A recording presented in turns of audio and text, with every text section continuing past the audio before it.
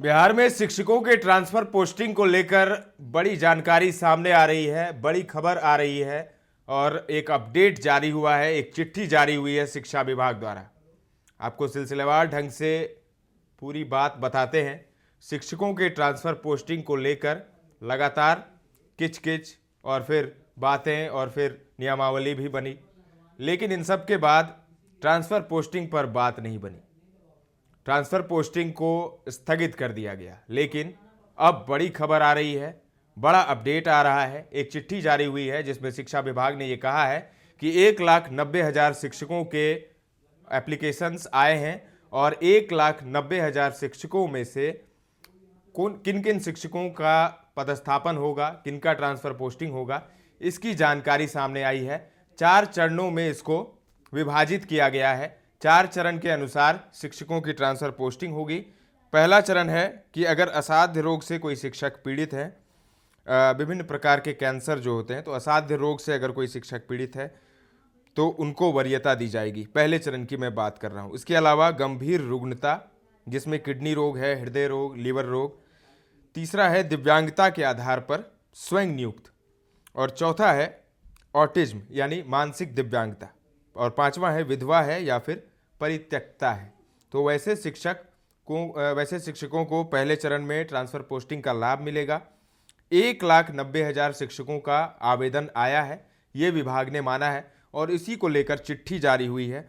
तो इसमें बताया गया है कि कौन कौन से वो चरण है, कौन कौन से वो श्रेणी है जिसमें शिक्षकों का ट्रांसफर पोस्टिंग की वरीयता दी जाएगी। सबसे पहले किनका ट्रांसफर पोस्टिंग होगा, तो पहला चरण हमने आपको बताया जिसमें असाध्य रोग है, गंभीर रुग्णता है, दिव्यांगता है। इसके अलावा ऑटिज्म या मानसिक दिव्यांगता और विधवा है या फिर परित्यक्ता वाली बात है। द्वितीय चरण में यानी दूसरे चरण में पति पत्नी के पदस्थापन के आधार पर स्थानांतरण किया जाएगा। तृतीय चरण में ऐच्छिक स्थान से वर्तमान पदस्थापन की दूरी के कारण शिक्षिका से प्राप्त अभ्यावेदन, यानी महिला शिक्षिकाओं के लिए जो काफ़ी दूर रहती हैं, घर उनका कहीं पर है और वो फिलहाल नौकरी कहीं और कर रही हैं। जैसे गोपालगंज की शिक्षिका हैं और वो किशनगंज में नौकरी कर रही हैं, तो काफ़ी दूर हो गया है, तो वैसे महिला शिक्षिकाओं को इसका लाभ मिलेगा। चौथा चरण है ऐच्छिक स्थान से वर्तमान पदस्थापन की दूरी के कारण पुरुष शिक्षकों से प्राप्त आवेदन। अब जो उनका जो चाहते हैं जहाँ पर पोस्टेड हो और वर्तमान पदस्थापन की दूरी को देखते हुए अभी जहां पर शिक्षक काम कर रहे हैं, पुरुष शिक्षकों की इसमें मैं बात कर रहा हूं। तृतीय चरण में महिला शिक्षिकाओं को पहले वरीयता दी गई है, चौथे चरण में जाकर पुरुष शिक्षकों को वरीयता दी गई है। इसमें जो अभी फिलहाल काम कर रहे हैं पुरुष शिक्षक जहां पर, और जहां वो चाहते हैं पदस्थापन होने के लिए, वहां से उनकी दूरी को देखते हुए निर्णय लिया जाएगा। और जो एक और जो जानकारी है उसमें आपको बता दूं, उन शिक्षकों के लिए ये जानकारी है जो अगर आप इसका डाउनलोड करना चाहते हैं तो उसके लिए आपको संबंधित शिक्षण अपना स्थानांतरण पदस्थापन आदेश ई शिक्षा कोष पोर्टल से अपने लॉगिन आईडी और पासवर्ड से आप डाउनलोड कर सकते हैं। आवेदन पर अद्यतन स्थिति केवल ई शिक्षा कोष पर ही उपलब्ध होंगी, यानी ई शिक्षा कोष पर ही आपको सारी जानकारी मिलेगी।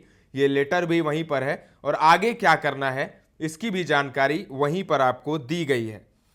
अन्य माध्यमों जैसे एसएमएस, टेलीफोन से कोई जानकारी नहीं भेजी जाएगी। ये बड़ी बात है। शिक्षा विभाग कोई अन्य माध्यम से या एसएमएस या टेलीफोन से आपको जानकारी नहीं देगा, पोर्टल पर ही जानकारी उपलब्ध होगी, और वो पोर्टल है ई शिक्षा कोष पोर्टल, जहां पर ट्रांसफर पोस्टिंग से जुड़ी सारी बात वहीं पर है और वहां से आप डाउनलोड कर सकते हैं कि आपको कौन सी वरीयता मिलनी चाहिए, कौन सी वरीयता। जैसे 4 चरणों में बांटा गया है। प्रथम चरण है जिसमें असाध्य रोग से पीड़ित हैं, उनको वरीयता दी जाएगी। और किनको वरीयता दी जाएगी, तो 1,90,000 आवेदन आए हैं, यानी करीब करीब 2 लाख शिक्षकों के ट्रांसफर पोस्टिंग पर बात बन गई है।